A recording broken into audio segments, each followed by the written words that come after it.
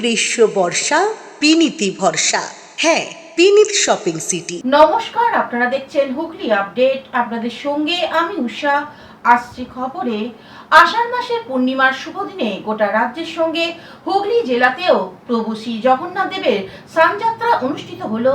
আজ জগন্নাথ দেবের স্নানযাত্রা, প্রভু জগন্নাথ সহ বলরাম সুভদ্রারও স্নানযাত্রা হলো আজ ব্যান্ডেল ইস্কন রথযাত্রা কমিটির উদ্যোগে। শ্রীকৃষ্ণ ভাবনামিত ইস্কন রথযাত্রা স্নানযাত্রা অনুষ্ঠিত হয় ব্যান্ডেল দক্ষিণ নলডাঙ্গা দুর্গা মণ্ডপে। দুধ, গঙ্গাজল সহ বিভিন্ন উপাচারে স্নান করানো হয় প্রভু জগন্নাথ দেবকে। তার সঙ্গে হরে কৃষ্ণ জয়ধ্বনি, প্রচুর ভক্ত সমাগম হয়। আজ স্নানযাত্রার পর প্রভুর জ্বর আসবে। 7 দিন জ্বর ভালো হলে ভাই বোনকে সঙ্গে নিয়ে রথে চেপে মাসির বাড়ির পথে যাত্রা হবে।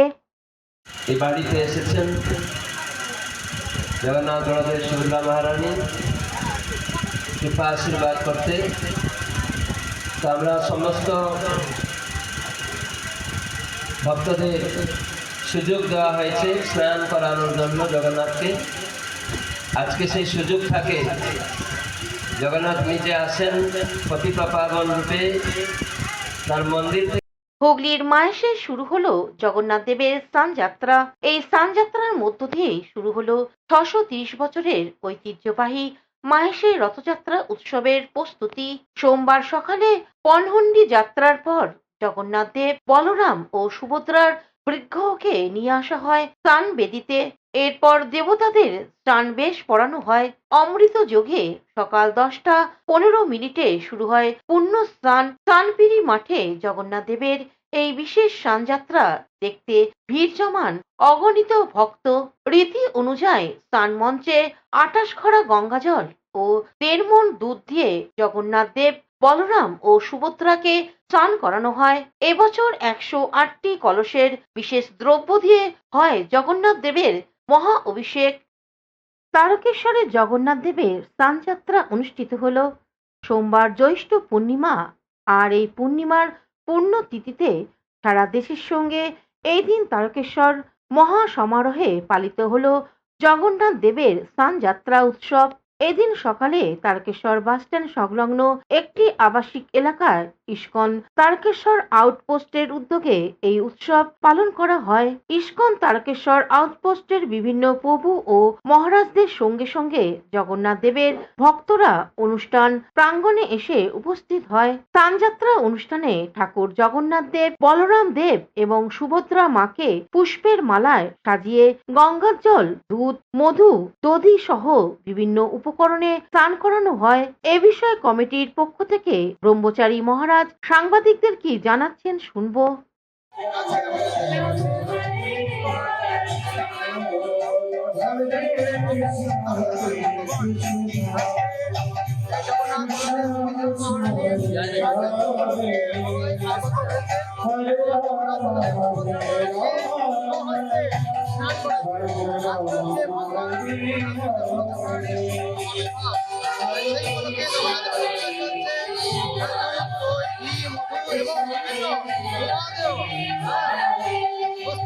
ভগবান এই অভিষেকের পরে জগন্নাথের মূল বেদিতে যাবেন এবং সেখানে জগন্নাথদেরকে রাজ গজবেশ পড়ানো হবে।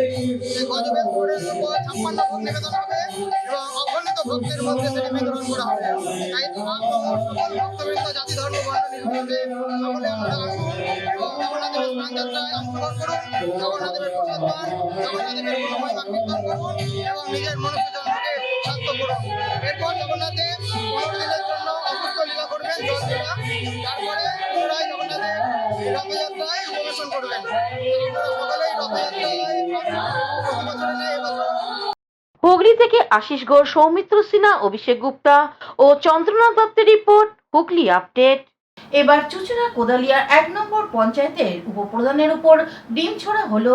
চুচুড়া কোদালিয়া 1 নম্বর গ্রাম পঞ্চায়েতের উপপ্রধান দেবাশিস চক্রবর্তী ওরফে টুকুনকে ফেলে মার সঙ্গে চলল ডিম থেরাপি। গত কয়েকদিন ধরেই চর্চা চলছিল তৃণমূল নেতা টুকুনের দুর্নীতি নিয়ে। একসময় কিছুই ছিল না পঞ্চায়েতের প্রধান, তার উপর উপপ্রধান হতেই বিশাল প্রতিপত্তি বেড়েছে। অসিত মজুমদার ঘনিষ্ঠ এই তৃণমূল নেতার বিদেশ ভ্রমণ থেকে ছেলেকে নানাভাবে সুযোগ পাইয়ে দেয়া, পঞ্চায়েতের পরিবারতন্ত্র চালানো, রাস্তা, আবাস সহ সরকারি প্রকল্পের দুর্নীতির অভিযোগ তুলে আজ পঞ্চায়েত অফিসে যায় বিজেপি কর্মী সমর্থকরা। অফিসের সামনে উপপ্রধানের সঙ্গে কথা কাটাকাটি শুরু হয়, তারপরেই চলে মারধর, টিম থেরাপি। খবর পেয়ে চুচুড়া থানার পুলিশ চুচুড়া স্টেশন রোডে কোদালিয়া পঞ্চায়েতের পৌঁছয়। উপপ্রধান দেবাশিস চক্রবর্তীকে আটক করে থানায় নিয়ে যায়। পঞ্চায়েতের সামনে তখন স্লোগান ওঠে, চোর চোর। ঢাকা আমাদের ওখানে রাস্তা স্যাংশন হয়েছিল, প্রধান গেছিল, ওখানে গিয়ে আমাদের বলেছে যে 29 লাখ টাকা পাস হয়েছে, আমাদের গার্ডওয়াল আর রাবিশ ফেলে রেখে দিয়েছে। এবার বলছি আর হচ্ছে না কেন, বলছে টাকা শেষ হয়ে গেছে। 29 লাখ টাকার মনে হয় 5 লাখ টাকারও কাজ হয়নি, খালি গার্ডওয়ালটা করেছে আর রাবিশটা ফেলেছে, মানে ঢালাই ফেলাই কিচ্ছু হয়নি। এই আমাদের টুটুন চক্রবর্তী উপপ্রধান, ও তখন প্রধান ছিল, তখন না এই কয়দিন আগে, তখন প্রধান চলে গেছিল উপপ্রধান হিসাবে, আর প্রধানও গেছিল। গিয়ে ওখানে মিটিং করে সবাইকে বলে এসছে 29 লাখ টাকা পাস হয়েছে, এমনকি অসিত মজুমদার এমএলএও এসেছিল। তারপরে আর রাস্তাই হচ্ছে না।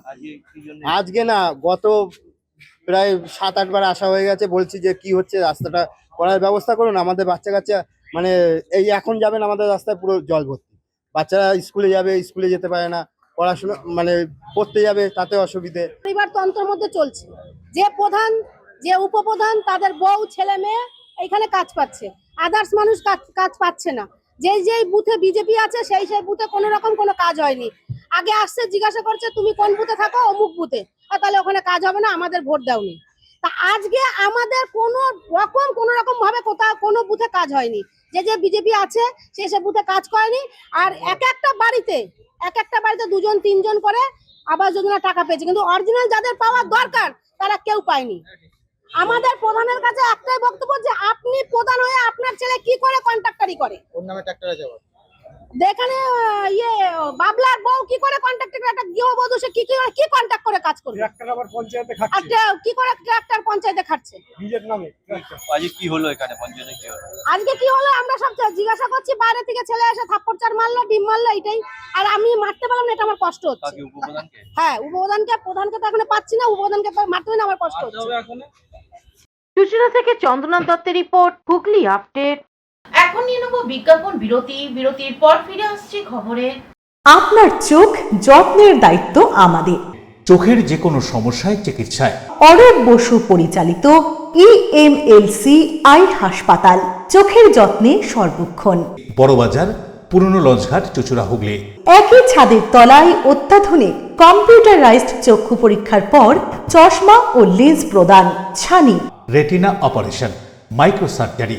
চক্ষু বিশেষজ্ঞ চিকিৎসক অরূপ বসুর তত্ত্বাবধানে ইএমএলসিতে চোখের চিকিৎসা মানেই ইএমএলসি আই হাসপাতাল। মোবাইলে যোগাযোগ 9874879507। আরও একটি নম্বর 9903077221। এছাড়া 9875466020। ELMC is a holistic weekend destination for friends, family and couples and offers magic to soothe your body, mind and soul.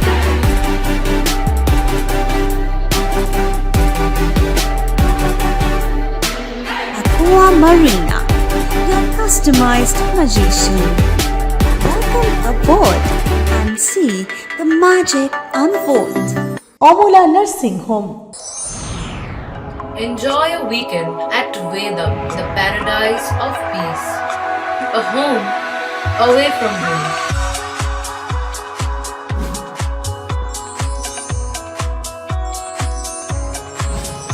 See yourself resonating with the nature. Vedam welcomes you to create your best memories. বিরতির পর ফিরে এলাম খবরে।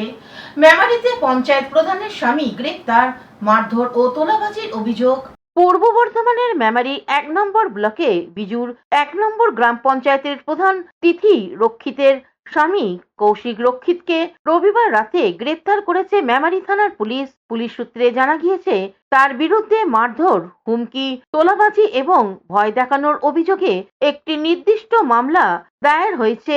অভিযোগের ভিত্তিতে মামলা রুজু করে সোমবার ধৃতকে বর্ধমান আদালতে পাঠানো হয়। তবে নিজের বিরুদ্ধে ওঠা সমস্ত অভিযোগ অস্বীকার করেছেন কৌশিক রক্ষিত।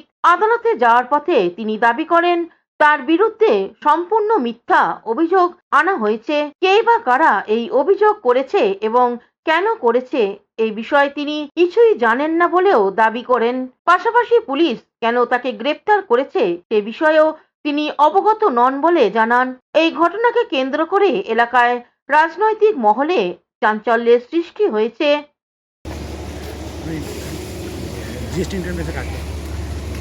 হ্যাঁ,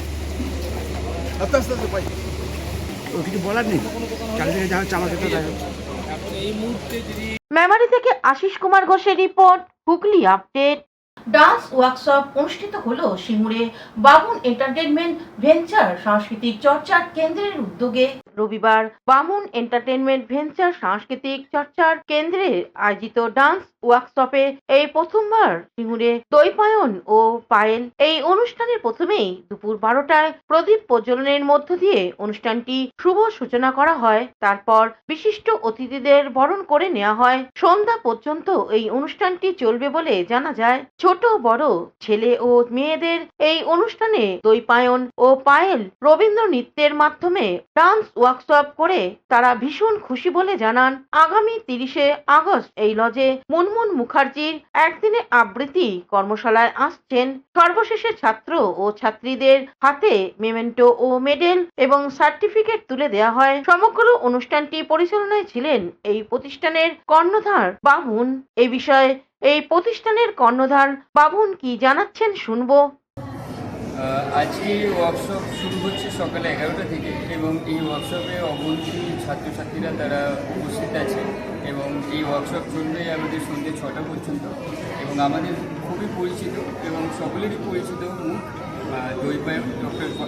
দৈপায়ন চৌধুরী এবং পায়েল বসা, ওনারা এই ওয়ার্কশপটা প্রথমবার, মানে এনারা প্রথমবার এবং এইরকম এত বড় করে ওয়ার্কশপ হয়নি এবং এটা একমাত্র বাবুন এন্টারটেনমেন্ট ভেঞ্চার তারা অর্গানাইজ করেছে এই ওয়ার্কশপ। ছাত্রীরা ভীষণভাবে খুশি এবং ওরা ভীষণভাবে আপ্লুত এই ওয়ার্কশপটা করে এবং তারা ভীষণ এক্সাইটেড যে ওয়ার্কশপটা করছে এবং তাদেরও খুবই ভালো লাগে। এবং আমাদের এরকম আপকামিং অনেকগুলো ওয়ার্কশপে রয়েছে এবং খুবই পরিচিত মুখেরা আসবেন এবং সেগুলো আমরা আমাদের বিভিন্ন সাইটে আপডেট দিই।